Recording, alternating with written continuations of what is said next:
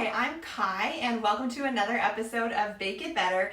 And today I'm so excited because we're going to be making our recipe of the year for 2021, Perfectly Pillowy Cinnamon Rolls. And the name says it all. These are super soft, they're fluffy, they're tender, and they stay fresh for longer. And even if you've never made cinnamon rolls before, or maybe you have made them before, you've got to try this recipe because they're unlike any others.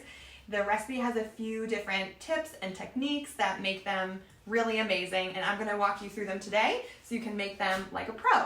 So the very first thing to know about this recipe that makes it different from any others is we are using King Arthur bread flour. So usually cinnamon rolls start with a softer flour, like an all-purpose, but we are going to be making a Tangzong starter. Sounds scary, it's super easy. It's basically a cooked mixture of milk with some of the flour in the recipe. And I am going to add the milk first, and then I'm going to add my bread flour. So the reason why we're using bread flour here is because it has a higher protein content, and so it will absorb even more liquid when we're cooking it, and it'll allow the rolls to rise higher and they get super fluffy. It's amazing. So go ahead and turn on your stove, and then you're just going to mix this together and cook it for about 2 to 3 minutes over low heat, maybe a little longer depending on your stove, until it becomes kind of paste-like, and when you stir it, it leaves tracks on the bottom of your pan. So I'm going to go ahead and try that now.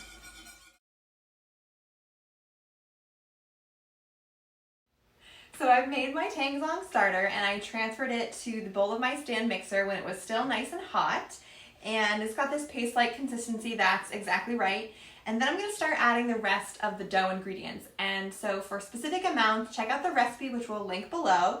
And the next ingredient I'm going to add is our whole milk. And this is cold right from the fridge. And if you just add it on top, that way it kind of neutralizes the heat from the Tangzong starter, and your dough will be nice and warm but not too hot or too cold. If you have other kinds of milk, you can use those as well. We just prefer whole milk because it adds a little bit of extra richness and makes them even softer, but you can use what you have on hand.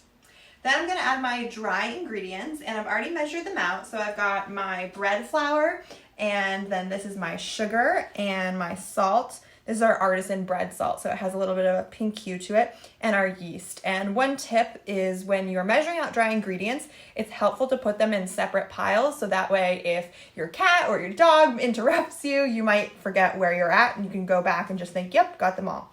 So I've got my dry ingredients, and you can go ahead and add them to the bowl of your stand mixer right on top of the whole milk. And then we're going to add 4 tablespoons or 57 grams of unsalted butter. That's nice and room temperature, so it will incorporate easily.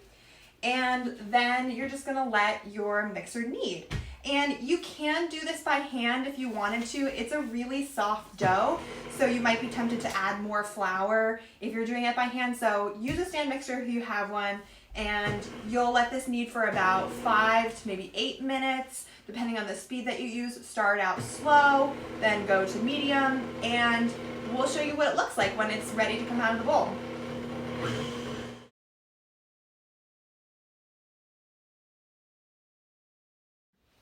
When your dough has finished kneading, this is what it should look like. You may need to scrape down the sides of the bowl slightly because this is a soft dough. It's supposed to be a little bit sticky or tacky, maybe like the back of a Post-it note if you were to touch the sticky part. And resist the urge to add extra flour, because part of why these rolls turn out so soft and fluffy is because it has exactly the right balance of flour to liquid. So if it's a little bit soft and tacky, you're doing the right thing. So scrape down the sides, make it into a nice ball, and you can either let it rise right in the bowl you mixed it in, or maybe you want to use a glass bowl so you can watch it expand. And make sure that you cover it. I'm using a reusable bowl cover, which I love. It helps me reduce plastic wrap waste. And then put it somewhere that's slightly warm to rise for about an hour, so maybe an hour and a half. And just room temperature is fine. It might take a little bit longer depending on the temperature of your kitchen. And then just come back and we'll check on this soon. So our dough is rising. It's not quite yet ready to be rolled out. So in the meantime, we will mix up our filling. So in this bowl, I have about a tablespoon of melted butter, some brown sugar, and some flour. If you don't have brown sugar, you can actually make your own at home in a pinch. For this filling in particular, you could substitute about half a cup of white sugar and about a teaspoon of molasses, and that flavor complements the cinnamon really nicely. So speaking of cinnamon, this is the star of our Perfectly Pillowy Cinnamon Rolls. So I am going to be using our Indonesian cinnamon. We also have a Vietnamese cinnamon, which is also known as Saigon cinnamon, and it's a more robust cinnamon flavor. It's almost like spicy. It's so strong, which is really wonderful in some recipes, but in these cinnamon rolls, we want them to taste cozy and nostalgic and warming. So we're going to use the Indonesian cinnamon, which has those flavor notes. So I'm using 4 teaspoons, which is also a tablespoon plus a teaspoon. If you only have the Vietnamese or a strong Saigon, you can reduce that to just about a tablespoon of filling. And now I'm going to go ahead and just mix it all together, and I'll go in with my fingers after it's mixed a little bit just to break up any clumps. And this part of the process is really fun. It's almost like baking therapy because I'm smelling the cinnamon and the butter, and I'm about to dive in with my hands and just enjoy this moment, this little sensory experience, and then set your filling aside once it's thoroughly mixed. So our dough has been rising for about 90 minutes, and so let's check on it. And it looks great. This is what it should look like when it's fully risen. You can check to see if it's ready by just dipping your finger in some flour and just kind of poking it.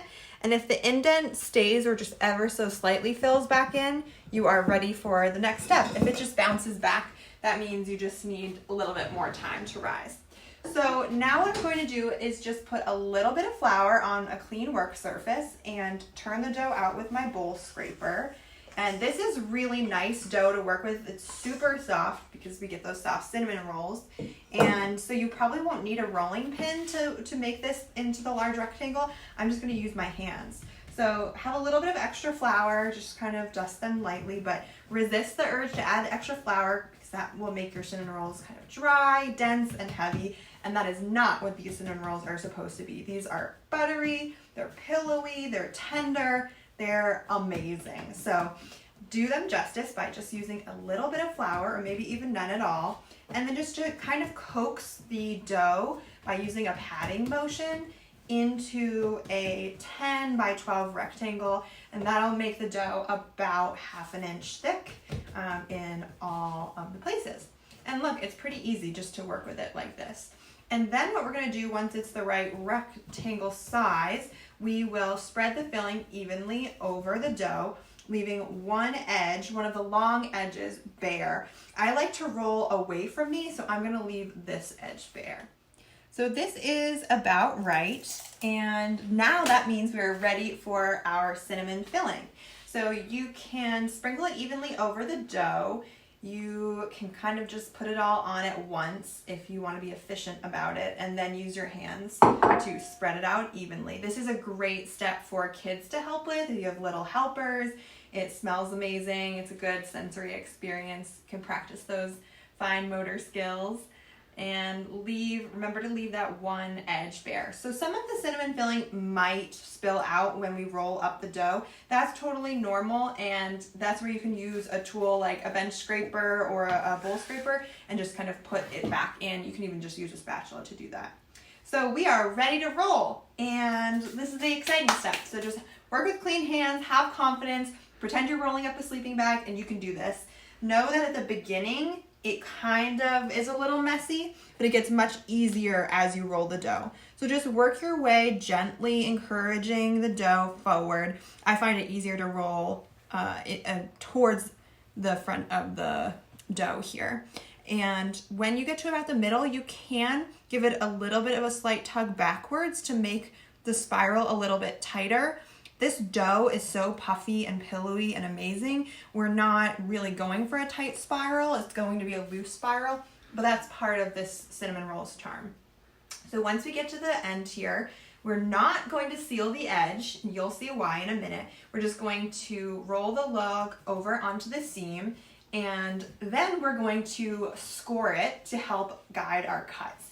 So this recipe makes 8 really generous rolls. We're talking like cinnamon bun sized rolls. If you want something a little smaller, you can divide it into 10 pieces instead, but I'm going to show you what it looks like when you make the 8 rolls. So you want to use something that's slightly sharp just to score the dough to help you cut it evenly. So to do that, it's easiest if you start in half and then you can make it into quarters and then cut each quarter in half so that you get nice even rolls. And you can see these are thick rolls. We're going big here. It's going to be amazing. So next, there is a really fun tip that is going to blow people's minds if you tell them about your secret tool in the kitchen. It's dental floss. And this is really nice to have on hand when working with soft doughs because it helps you slice the rolls really cleanly without smushing down the edges with a knife. So I'm going to show you how to use this.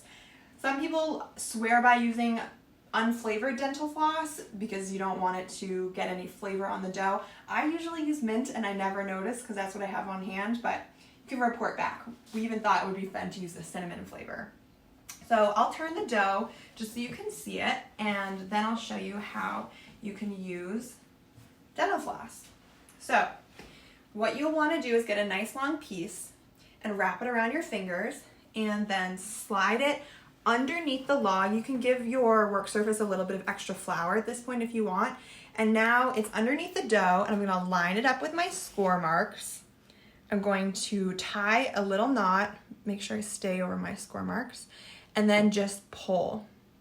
And when you pull, the dough is going to turn into this beautifully, nicely even cut spiral. And look at that, so nice. And so I'm just going to put this one over here. I'm going to show you a really cool tail tucking technique, but I'm just going to slice a few more.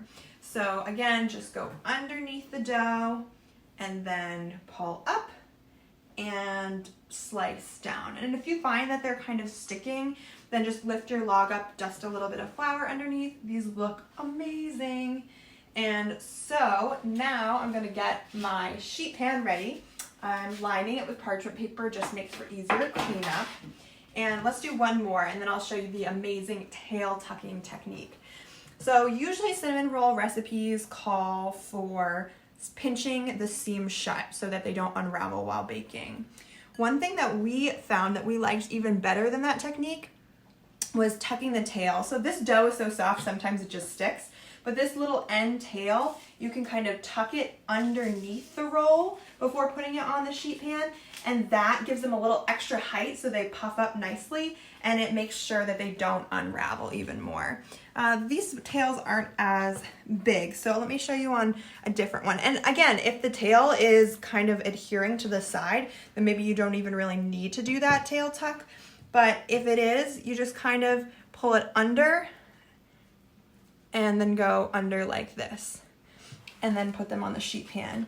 And we call for putting them on a sheet pan slightly spaced out, which is again a little different and makes this recipe extra special, because instead of being packed close together in a pan, they can really expand into their full puffiness. And so we give them a couple inches between each of them. And if you have a big sheet pan like this, we can put them in a 3-2-3 pattern, which I'll show you here once I've finished cutting and slicing.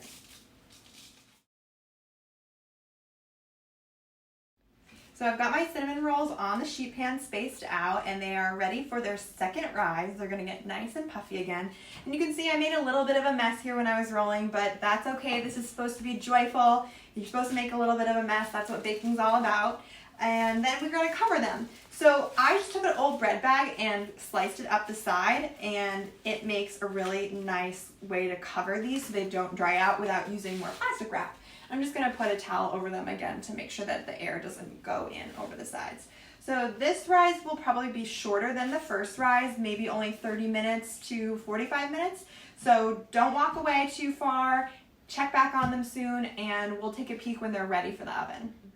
So the rolls have been rising for about 45 minutes. Let's take a peek and see if they are ready for the oven. They look beautiful. So we'll just do that same test that we did before to see if they're ready. If you just poke it gently, you can see it does spring back just a little bit, ever so slightly, but the indent does stay, and they look risen in size. So they are ready to go in the oven, and we'll show you what they look like when they're fully baked.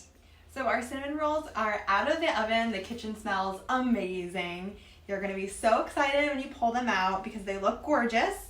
And the way that you can tell that they're done is by their color. They should have just a little bit of a golden brown hue on the edges, but you really don't want to make them dark if you want them to stay super soft. So just a little bit of color, and then you can use an instant read thermometer if you have one. And if you poke it into the center of one of the rolls in the middle, it should read at least 190 degrees, which tells you that it's done. So bake them just a little bit if you want that soft, pillowy texture. That's part of these rolls' secret. The next step is also amazing.